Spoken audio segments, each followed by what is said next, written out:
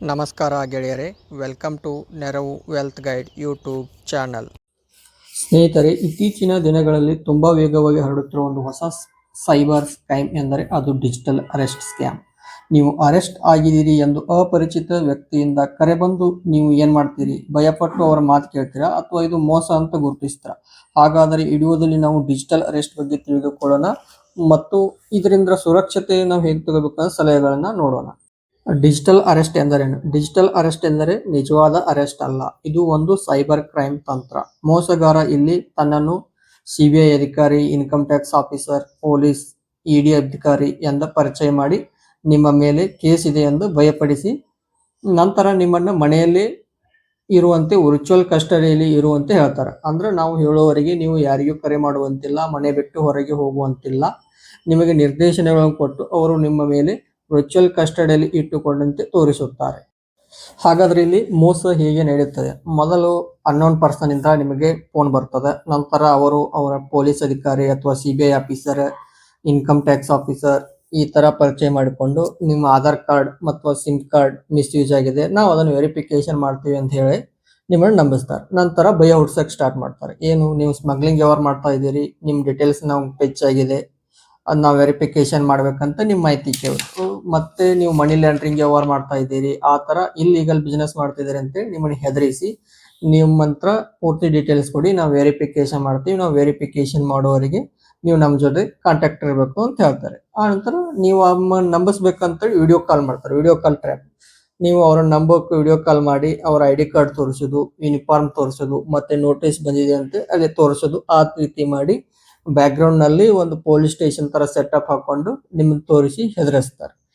ನಂತರ ಏನ್ ಮಾಡ್ತಾರೆ, ವಿಡಿಯೋ ಕಾಲ್ ಆದ್ಮೇಲೆ ನಿಮಗೆ ನಾವು ಮಾಹಿತಿ ವೆರಿಫಿಕೇಶನ್ ಮಾಡ್ತಾ ಇದೀವಿ, ನಾವು ಹೇಳುವವರೆಗೆ ನೀವು ಮನೆಯಲ್ಲೇ ಇರಬೇಕು, ಹೊರಗೆ ಹೋಗುವಂತಿಲ್ಲ, ಮತ್ತೆ ಯಾರಿಗೂ ಕಾಲ್ ಮಾಡುವಂಗಿಲ್ಲ, ಮತ್ತೆ ಕಾಲ್ ಕಟ್ ಮಾಡುವಂಗಿಲ್ಲ ಅಂತೇಳಿ ಹೆದರಿಸಿ ನಿಮ್ಮನ್ನ ಅವರು ಡಿಜಿಟಲ್ ಅರೆಸ್ಟ್ ನಲ್ಲಿ ಇಟ್ಟಿದೀವಿ ಅಂತ ಹೇಳಿ ನಿಮ್ಮನ್ನ ನಂಬಿಸ್ತಾರೆ.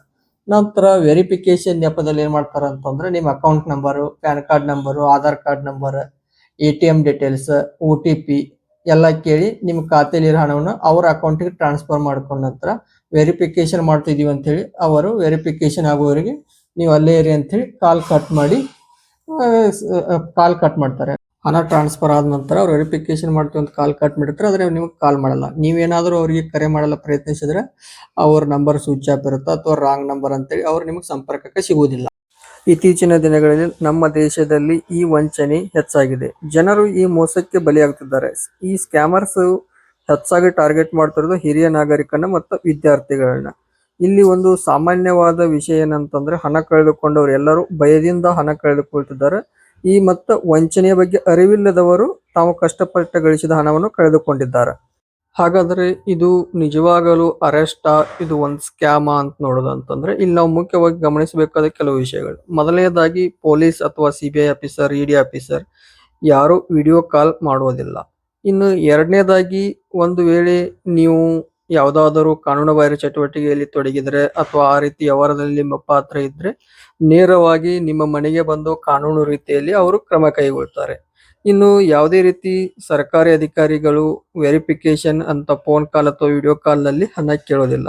ಇನ್ನು ಮುಖ್ಯವಾಗಿ ಯಾವುದೇ ಬ್ಯಾಂಕ್ ಅಥವಾ ಸರ್ಕಾರಿ ಅಧಿಕಾರಿಗಳು ನಿಮ್ಮ OTP ಅಥವಾ ಬ್ಯಾಂಕ್ ಡೀಟೇಲ್ಸ್ ಕೇಳುವುದಿಲ್ಲ.